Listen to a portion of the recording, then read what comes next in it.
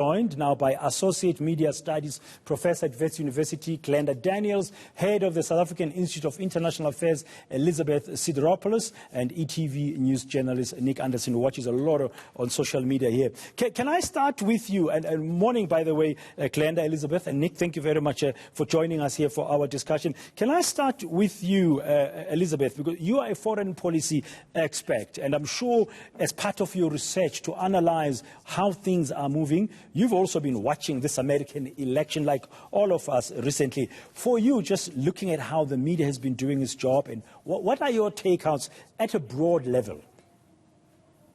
Well, I think what was very interesting with regard to the American elections last week, and I watched a lot of the sort of the international channels in that regard, is that, and it wasn't Fox News, was the fact that they were acutely aware of the responsibility they had, whether they called an election or not.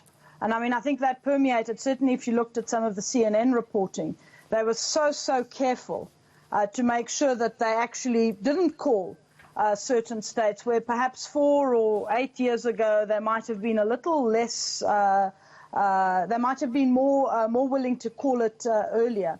I think there was a sense, certainly from the channels that I watched from CNN in particular, that there was they had a particular responsibility not to fuel the sort of the context in which the media has been demonized over the last 4 or 5 years, and the context in which I think there has been so much polarization in terms of the kinds of information that people seek out, whether it's in social media or in the more traditional channels, where they become echo chambers of each other.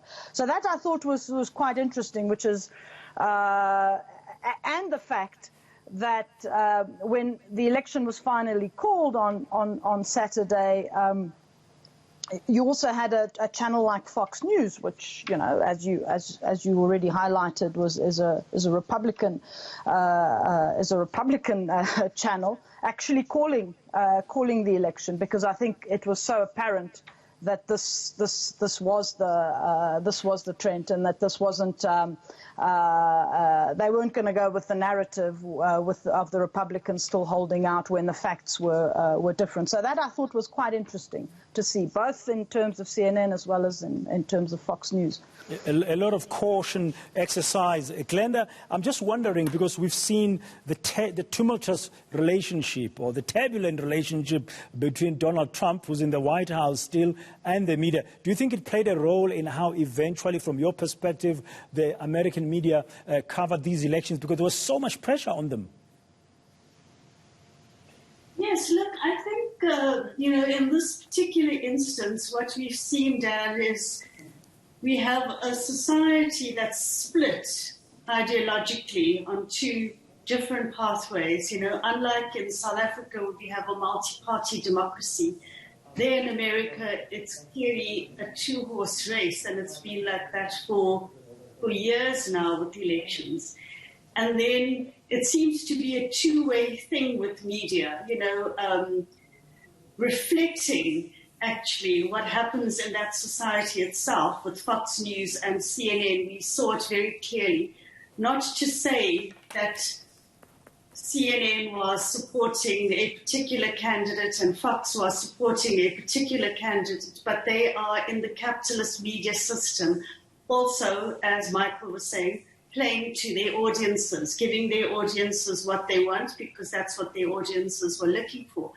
So it's very different from our kind of election, where we have an electoral commission calling elections. And frankly speaking, I prefer our system, even though even research done in South Africa shows that there's actually a high trust in media.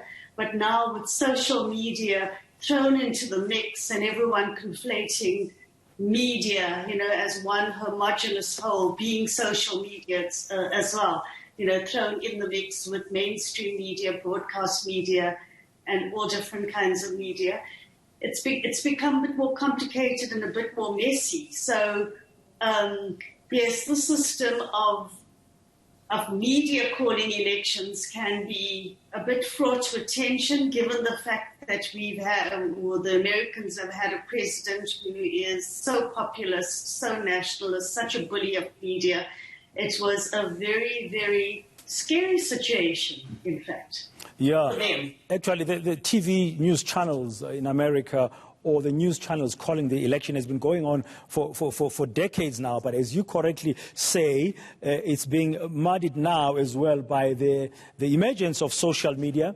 Despite the fact that social media is very popular, the traditional main news outlets remain still the go-to place, even in America, as we've just seen those big channels that Michael Merrill was talking about. Now, on the social media side, Nick, I understand you were very prolific recently following it, this election in America, as a colleague there at ETV. From a social media perspective, did you notice some different trends? I mean, was there a lot of pressure there as well for those news channels that exist to cover this American election, which was the most divisive election in the history of America, to cover it very cautiously? Absolutely, brother, and we've kind of seen that, as the other panelists have alluded to. America is even more divided than any other country, and even more divided than it's been. It's kind of that 50-50 split, which we've discussed in terms of how and where people consume their media. But this time, and in the age of Donald Trump, where we know how big he is on Twitter, and we've seen Twitter actually flag and make warnings of his tweets. So a lot of his supporters and his base have turned out and just flat out rejected the calls from the media when they project an election from the main media houses. And that's not something that's ever happened in elections before. Normally, as soon as those projections are made, the one who's lost calls and concedes. But now, in the era of social media and the era of how Trump and his supporters use social media, we're seeing a whole lot of fake videos, a whole lot of disinformation, fake claims of voter fraud and dead people even voting, that then end up going completely viral, disputing the official media results. But those facts are later fact-checked and then proven to be completely fake. But because of the power of social media, it spreads like wildfire and reaches Trump supporters directly in ways that they've tuned out from the national media. One would then guess, Glenda, just to bring you in here, that the onus or the responsibility, therefore, for the facts will still remain very much with your trusted news media to counter the kind of fake news that was prolific as well in challenging the results in America. Absolutely. So, Dan, in this particular election, what we've seen is the role of the media as fact checkers. And, every time Donald Trump said something, 90% of the time, in fact, that's what some research has shown, has been a lie. And then it was the role of mainstream media to actually quickly check the facts, to actually tell people that this was a lie. So what media was doing there was playing the ideal role, which is a public service role during elections. And this is a very important role to play. And the unfortunate thing about the fact-checking role in mainstream media today is it's being lost a lot because, of job losses. It's a huge problem in media in South Africa and media all over the world. So CNN obviously has some, a bit more resources than a lot of media have here. And they were able to do it. They were able to say, Donald Trump just said this. Check fact, not so. And Donald Trump just said that there weren't enough observers. There weren't observers counting the Pennsylvania election. It proved to be not a fact at all. And there were so many, lies that were spread, and they got spread on social media. And then it was really up to mainstream media, for instance, CNN, to go and double-check the facts, come back to the publics and tell the publics that, this was actually not true.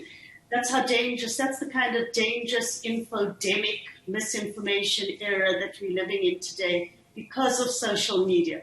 So, it's a double-edged sword because while social media is fantastic in so many ways, it can have, you do fantastic campaigns such as Black Lives Matter, Me Too, etc., etc. It can also enable all the disinformation to spread and for the people who are voters to be terribly confused about what to do. Yeah, and to counter that disinformation, to check the facts is a painstaking work. It takes resources.